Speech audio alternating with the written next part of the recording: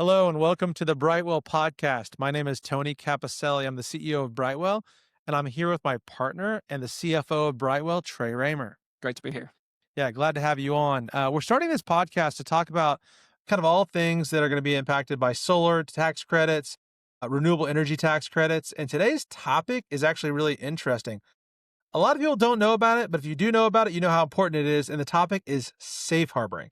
So Trey, give me a little high level, why should someone listen to a Brightwell podcast on safe harboring? Yeah, absolutely. So it's a great topic to start with. It has broad ramifications, whether you're an organization thinking about going solar, whether you're a solar installer that's interested in capturing these benefits. But at a high level, safe harboring allows you to receive the benefits of the favorable treatment that's available today, the tax incentives that are available today over the next 4 years. And so having that in place and having that done here in the next few months is very critical, and it's a really pertinent time to be talking about. And Trey just nailed it. It's so important. And the reason we're putting this first is because it's, the next 60 days are going to make all the difference in the world. Safe harboring is a time sensitive deal. We have a couple cliffs ahead of us that we'll talk about, but understanding those cliffs can put you in a position to really capture these federal incentives in a powerful way, and put yourself in a position over the next 4 to 5 years, really, to make a really big difference on how we're implementing energy in this company. So, all right, we're going to back up. This all starts with kind of a chaotic season in 2025 as we look at solar energy policy. And this entire industry is completely predicated. I mean, a lot of it right now is predicated on what's happening in DC.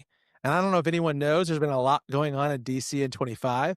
And it kind of culminated in some signature legislation for President Trump called the Big Beautiful Bill that was signed July 4th.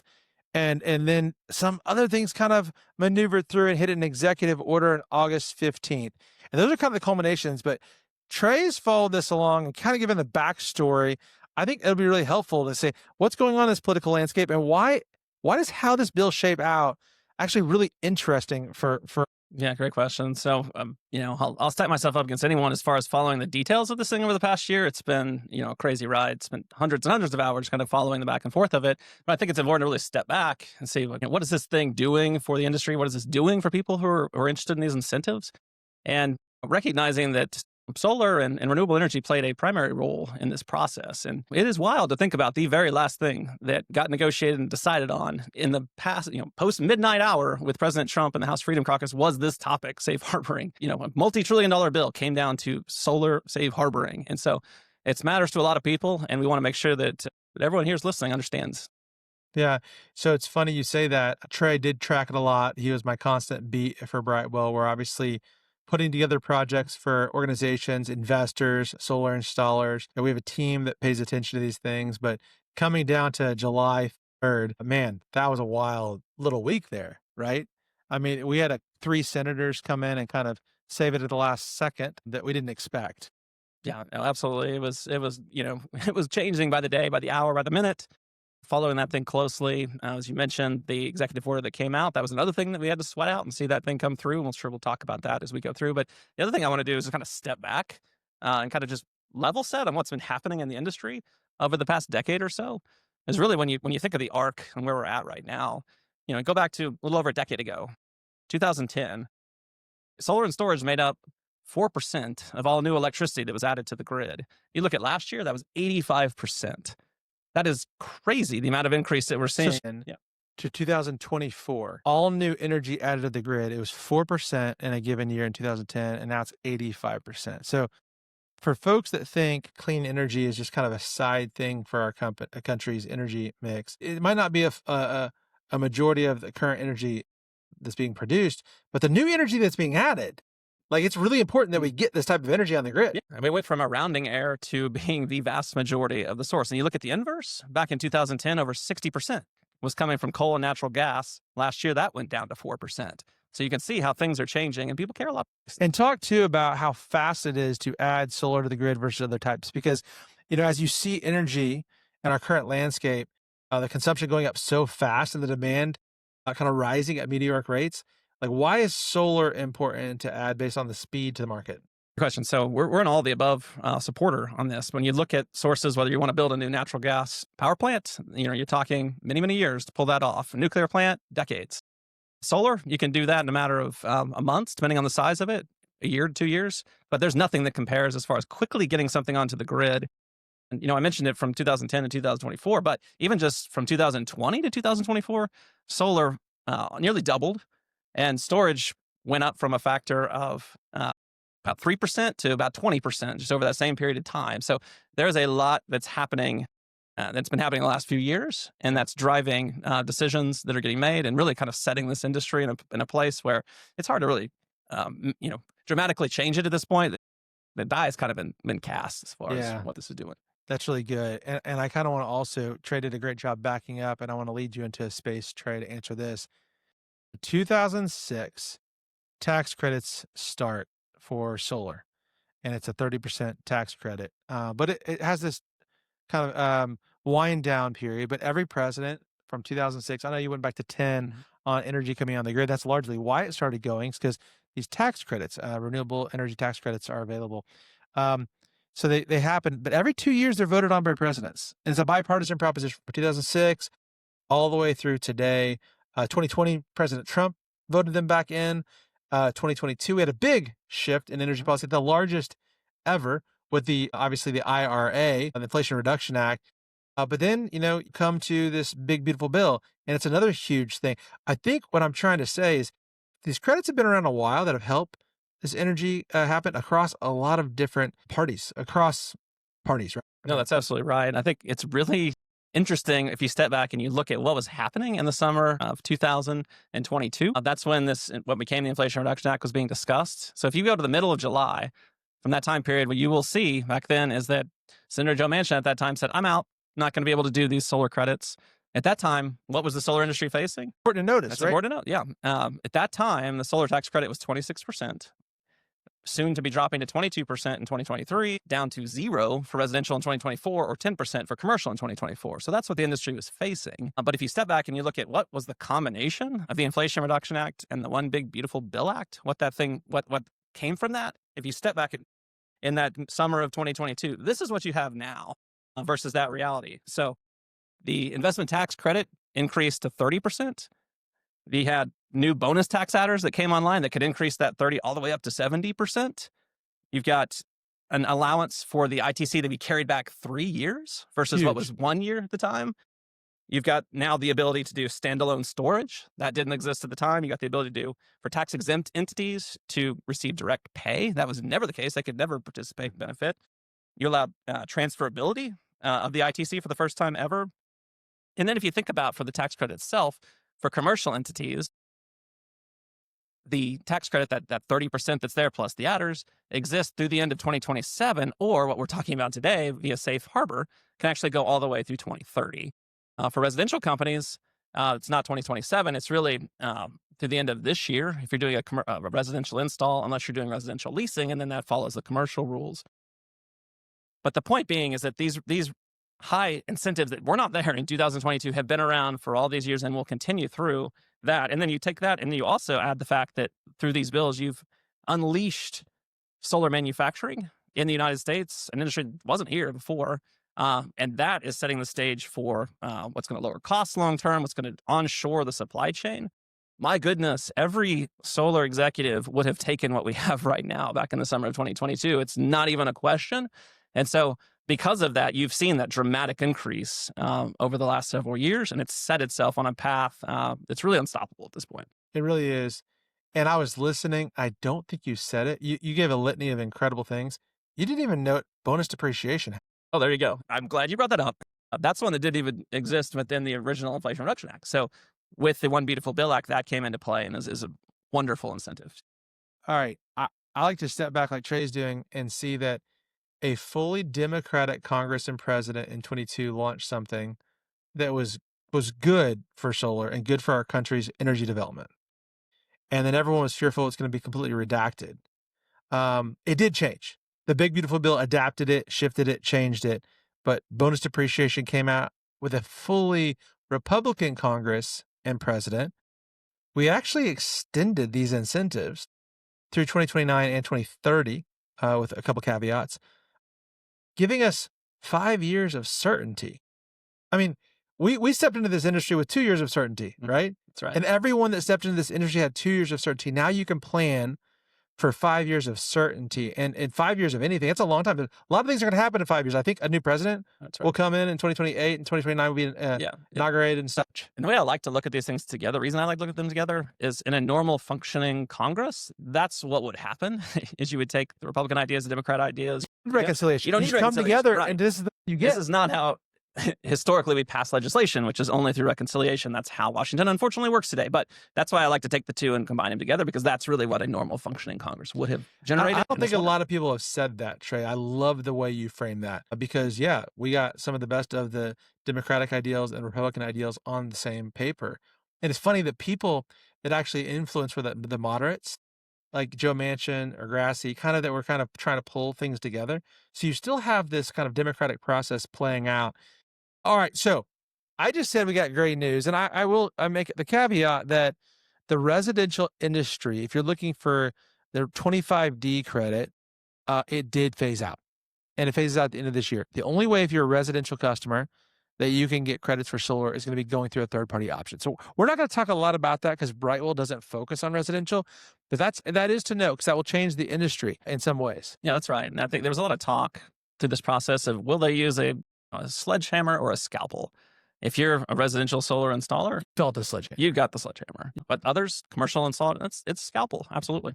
The other note is utility scale. You can safe harbor, but over 1.5 megawatts, which we don't do at Brightwell. We're a distributed generation focused on on-premise solar. That means like on a church building, on a food bank, on a school, versus like a utility scale selling back into the utility. In that situation, there's also some kind of carve outs. If you didn't safe harbor, which we're going to define that in a second, by September 2nd of 25, you also kind of were up a creek without a paddle. So, all right, that being said, we still have a deadline. And I love deadlines because it gives clarity, but at the end of this year, things change. And so whenever something changes, the good news in solar and renewable energies is you have this thing called safe harboring. And safe harboring is a very particular set of rules from the IRS.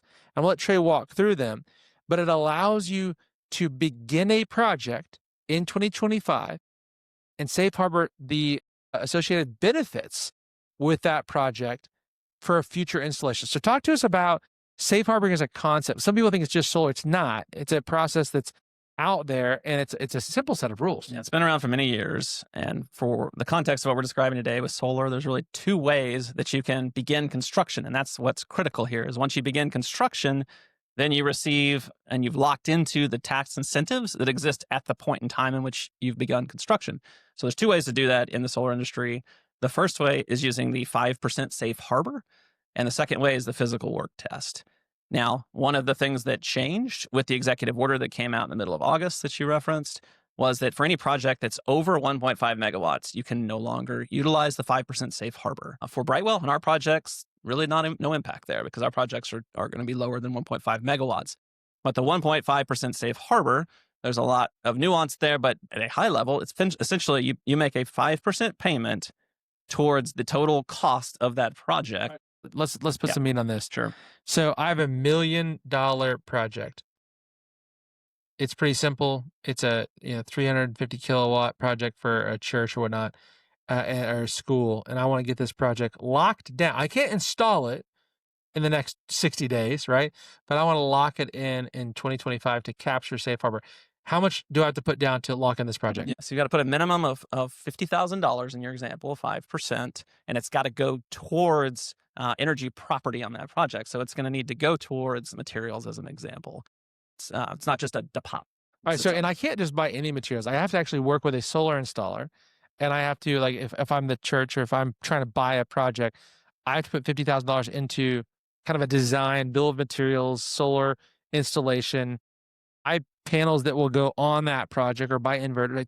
So it's a particular purchase and it's a non-refundable purchase, right? That's exactly right. So you're not safe harboring equipment, you're safe harboring a project. And yes, it has to be non-refundable. If there's refundability provisions that will eliminate it from being part of the safe harbor moving forwards. There's a very particular process for this, but the cool news is there's a process.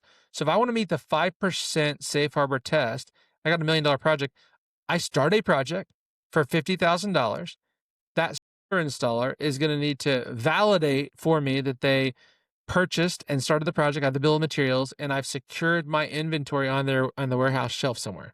Exactly right. And it's a minimum of 5%. So you can go up, 6%, 7%, whatever you want to do, giving you a little bit of extra comfort around that. But it's a minimum of 5%. You're right. Yeah. And that's important because if you put $50,000 down on our $1 million example, makes it simple, and you install a $1.1 million project, it's busted. You're done. You don't get the tax credit. That's right. So if that $1 million project qualified for a 40% tax credit, that $400,000 is gone. That's right.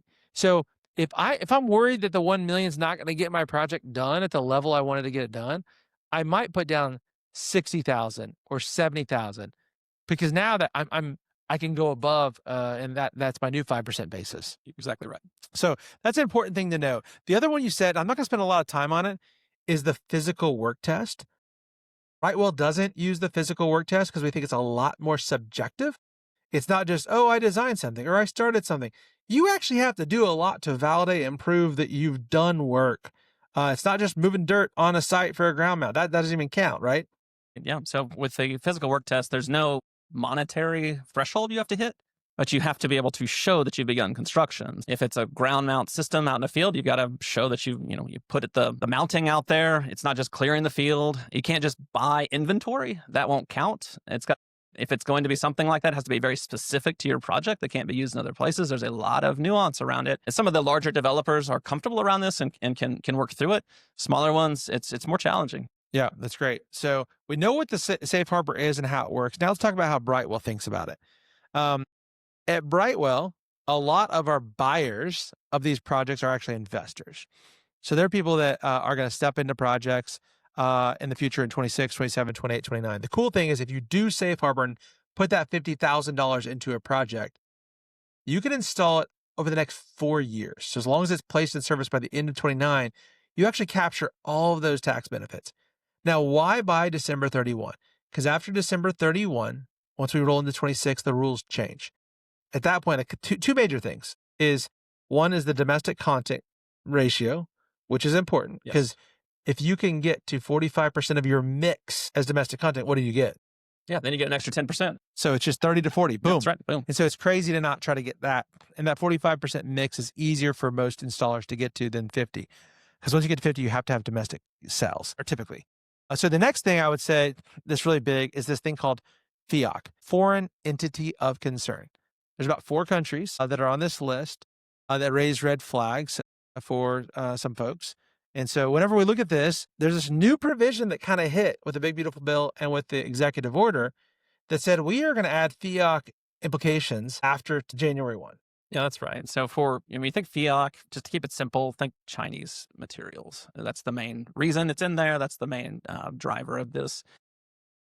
So if you begin construction on a project January 1 of 2026, you're going to be subject to these FEOC materials provisions that are onerous, and everyone's still trying to figure those things out right now. However, to your point, if you safe harbor begin construction here in 2025, those FEOC materials that you purchase, and every solar installation has to have materials. You're going to have to go through this process to make sure you have not tripped any of these wires with Chinese materials. You don't even have to think about that. Yeah, it's huge because there's a lot of, when you think about FEOC, there's a lot of layers to this. And we spent time out at RE Plus out in Las Vegas, the largest kind of industry trade show. It was the subject du jour. People are all talking about FEOC, every installer. Product manufacturer, and they don't know the rules yet because those rules aren't made by them, but there's like levels. There's certain levels that everyone could meet. Next level, it's going to be tougher. And the last level could be IP. If it goes all the way to IP, well, China has a lot of IP in solar, so that can have broad implications. So the way we think about it is we don't know the FEOC rules that are going to be placed. They could be onerous, they could be lighter. We don't know, but we always like to take advantage of certainty. Because you can plan your business, whether you're a solar installer or investor, around certainty. So we know on this side of 26, if we start a project, you have 45% domestic content mix for that extra 10%, and you're not subject to FEOC. So we're trying to get a lot of projects done now. There's one more timeline that's going to come up that you can safe harbor for another 4 years. So 2027 through 2030. That's going to come up July 3rd. That's the last day. July 4th next year, you can no longer safe harbor. So we have one more 6-month time frame. That's exactly right. So once we get into 2026, you have from January until July 4th to safe harbor those projects. And so if you, let's just say January 1st, you begin construction on a project, you will have until December 31st of 2030 to place it in service. Now, you will have higher domestic content percentage to deal 50%. with. You're right. And you will also have to deal with the FEOC materials restrictions. But that is another window that you'll be working through. Now, we're also waiting. We talked about that executive order that came out in the middle of August. There's going to be guidance that comes out related to FEOC that specifically was requested from President Trump. So going back to when the bill was signed, the following week after it was signed, he came out with this executive order asking for basically harsher rules around allowing safe harboring and harsher rules around FEOC. And so we've gotten the guidance around the beginning construction and safe harboring, but we don't have it yet for FEOC. So that's going to be coming. And so to your point, what we know is you start a project today, you do not have to worry about the material FEOC restrictions. In the future, who knows? And so that's exactly how Brightwell thinks about it. We always like to be conservative and take what we know. The rules today, going back to Trey's opening comment about the policy landscape where it landed, are frankly incredible. We get every tax incentive available. We've got bonus depreciation, 100%. Unfortunately, have rising energy costs at meteoric rates. It's like this is the best time you could capture an incentive, but there's a couple problems, and I think we've solved them both. I'm going to start not with third party, and I'm talking about Brightwell first. So Brightwell is going to go ahead and start dozens of, actually over 100 projects in 2025. So we're capitalizing and starting projects and putting those on the shelf for future investors. And it's a very unique concept that's going to allow somebody right now to join a little bit later as a tax partner that didn't even know we were starting these projects in a very classic way that safe harbor's allowed since forever.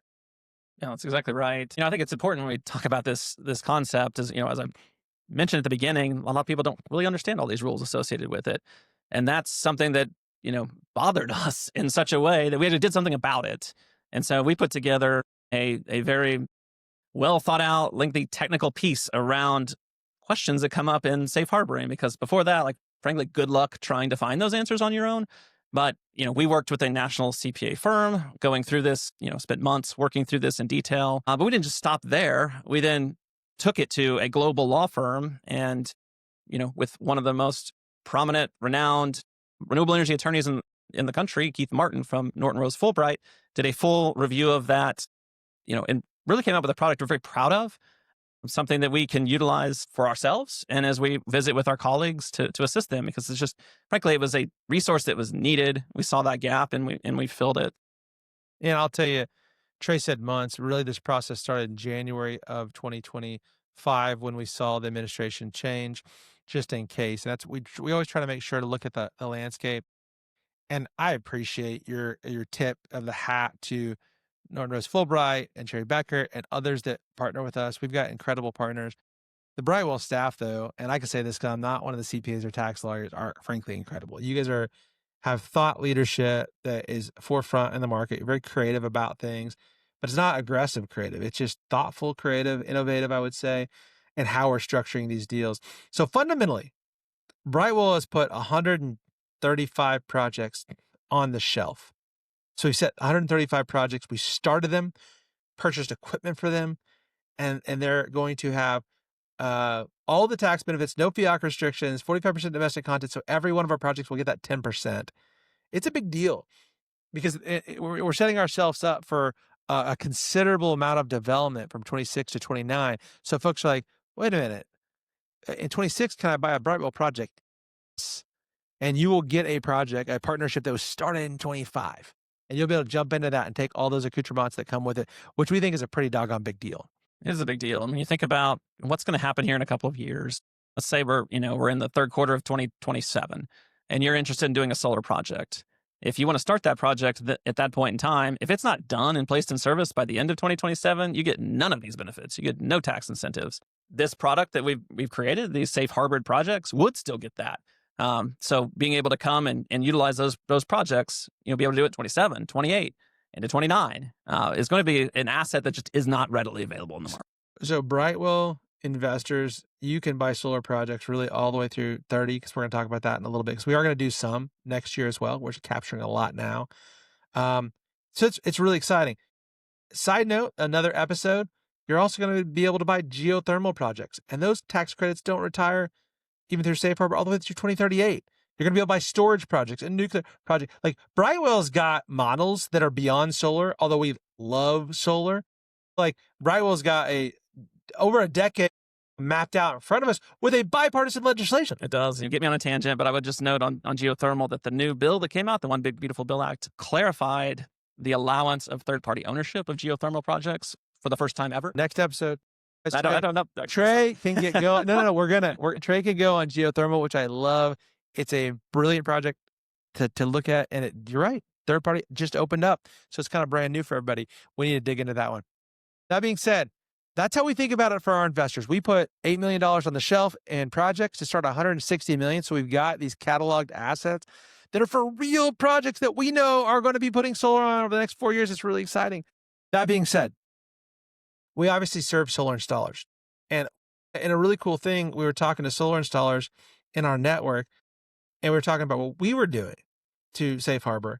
And all of a sudden they're like, wait, we're really interested in doing that for our book of business, right?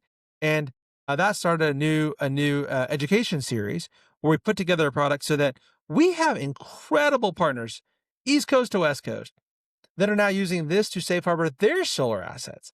So we've got so many assets for investors to buy for some of the coolest nonprofit projects, be it a zoo, a school, a food bank, you name it, man. We've got solar installers. So talk a little bit about what we're doing to support those partners of ours so they can continually utilize these and capture all these tax credits. Yeah. I mean, our goal and mission at Brightwell is to reduce, operating expenses for nonprofits throughout the country. And these networks that we're a part of, whether it's Amicus installers that we are associated with and love visiting with, we really enjoy, frankly, getting to have these conversations with folks and help educate them on all the details around this, and help them to structure this, to put it in place, and allow them to have these projects that they can pull off their shelf and utilize for the next several years to come. And you said Amicus. We became an Amicus member in the past year. Amicus is a long-standing network of regional solar installers that honestly just are committed to a quality level, committed to their customers, committed to their communities in a way that solar sometimes is hard to find somebody that's going to do a really good install. There's a craft to it. You have to be honest. You got to be able to complete projects from beginning to end, bid them right. And Brightwell is only going to work with certified partners because we're having investors buy projects for incredible nonprofits. You don't want to buy a project and not have it implemented in a world-class way. Working with these installers, and now these installers understand this safe harbor strategy. So the great news for if you're thinking about buying a Brightwell project, across the country right now, we have an inventory that's well beyond what we've safe harbored. And now it's like into networks that we're going to be able to have a significant amount of Brightwell development, which for us means so many nonprofits are going to win and win. They're going to win really big. Can't wait to see what these next few years hold. The underlying, the seedy underbelly of this whole conversation is, we're in the Midwest, we're in the flyover states where we have low prices of energy, right, Trey? That's right. It's probably not going to go up ever, right? That's not it, right? It goes up. And since 22, we've been going up 12 and 15% on our major utilities. And the days of 3.8, 4% of escalations are kind of over. And again, maybe another episode, but give us a quick reason as to why do we have a tsunami of energy prices going up, which is, it's going to crush these nonprofits, which we're here to try to support. We want to get, if their operating cost is going only to energy, man, their missions are going to get crippled. Yeah, that's right. I mean, there's every day you look at your news feed, you're going to see articles about the dramatic increase in electricity prices across the country, and there's a lot of reasons for it. Certainly AI, data centers are a primary driver of that. I was just reading one today that said from a national oversight committee saying we are raising a 5-alarm fire associated with this. Like the grid is going to be strained in a very meaningful way because of these data centers, because of everything that's coming. So you can see it. You can see the data in these states and the percentage of their electricity that's going towards these new data centers, AI, is increasing in exponential levels, and that's not stopping anytime soon. And it's economics 101. It's supply and demand here. And so the demand is increasing. You're going to have to find supply. As we talked about earlier, the best, most efficient way to get more supply onto the grid is through solar. So these things are all going to meet at this point that we're at. And so we're offering solutions to nonprofits, to others out there on how to, frankly, hedge this ever increasing cost. I'm going to tie something together here. So people always ask me, so what are you going to do after tax incentives are gone? It's like, man, solar is like officially a part of our energy mix. We don't need tax incentives. At the end of 4 to 5 years, I don't think people realize the tsunami will finally hit. People aren't going to be saying, hey, how much is this? Do I get incentives? They're going to be saying, help me get energy. And I'm not trying to say that in a bad way. We have that in a lot of our areas, rolling brownouts. We have people at the end of the day not getting energy. That's before all the data centers. That's before Virginia was at 39% of their entire energy is going to data centers, not to power businesses and residential business. It's crazy. I mean, we're overwhelming. So at the end of this 3 to 4, 5 years, whatever, when the incentives are up, whoever's in Congress and whoever's in the presidential seat are going to be asking questions of how do we get power? They're going to have to, do different things, but solar, a lot of these things can go without any sort of incentives for sure. It's just right now you can get all the incentives to implement this and go faster. That's exactly right. And, you're seeing it, these states you talk about, Virginia governor race, New Jersey governor race. This is like topic A from their voters right now, these dramatic increases in electricity prices. And how are you going to get that under control? That's not stopping. That's going to be coming across the country. Because it affects everybody. It affects everybody. It's like, it doesn't matter what your socioeconomic class is, your political party, your energy prices are going up. And that's, again, why we also believe in distributed energy, because this food bank can take that concern off their plate for 3 decades of warranty and 5 decades of impact. That's crazy. I mean, if you think about something, it's a non-negotiable cost. It's variable, but you can't waive it, right? And like, that's what Brightwell's mission is, to attack that as much as we can with every solar installer and investors and organizations. So I'm going to come to the end of this. Like, what should an investor be thinking about? You should jump in and lock in a project while you can get these tax incentives. I'm going to spend less time on that one. But that's what you should do. If you're listening to this and you're like, man, I want to safe harbor, I want to be a part of this, I want to make sure I get my piece of that transaction, call us. That's great. Installers. Oh, you have 2 cliffs. The most important one we think about is the next 60 days. So we're working with them. Let us know and let us see if we can help you. There's a lot of work to do this, but we're putting people in really good shape. Then we'll do it one more time, and we'll end that in roughly May, which again, that's going to have FEOC restrictions, but we'll do it then. Installers need to be thinking strategic. If you're doing CNI, commercial, industrial, or if you're doing a nonprofit, kind of the same form factor, but kind of different models, we'll help you with both. Brightwell's going to help you with both. So those are really important things, the kind of the call outs for either an installer or a investor. Yeah, that's right. I mean, just picture what it's going to feel like when you wake up in January of 2026, if you haven't done any of this safe harboring. Like, it will be over. You will have no longer this opportunity to take advantage of this incredible opportunity that you have right now to lock in these incentives. And it's not going to be here forever. That's the thing. It's a hard line. It's a hard line. And you'll wake up and you'll have 2 choices. And I'm going to be critical about one of those choices. One is you don't have any incentives. You're not able to really take advantage of, or you're completely restricted to FEOC. After that, you have a really time-sensitive period. The other one is you have to do third-party ownership. And what we've found historically is third-party ownership is just not as beneficial. It's got too many rules. It's not quite as financially advantageous. The transaction in between is trying to take out a lot of the situation there. So, take control. Put it in your hands of what you can do. I think it's a really important part of the conversation. That's right. We're here to help. Last takeaway that I would say is, if you are a nonprofit organization, and I don't care if you're a nonprofit organization in California, New Jersey, Florida, Oklahoma, Kentucky, Indiana, it doesn't matter where, now is the time to sign up for a Brightwell project. If your energy prices are going up and your board or your executive director or your superintendent is like, man, we would really like to control this, take a look. It does take a second to go through your board governance process. We get that. We're here to support that. We work through that. But that's my call out to an organization that wants to go solar. You really have 2 deadlines. The first one is this year and at the end of December. You might not be able to get it done by then, but we at least need to get started. And even though you have FEOC restrictions, we need to get that done by next year, June 3rd. So call out is act. It really is. And a lot of times organizations create urgency to try to get you to do something when it's maybe in their best interest, or creating urgency to do something in your best interest, because these timelines just are going to go away.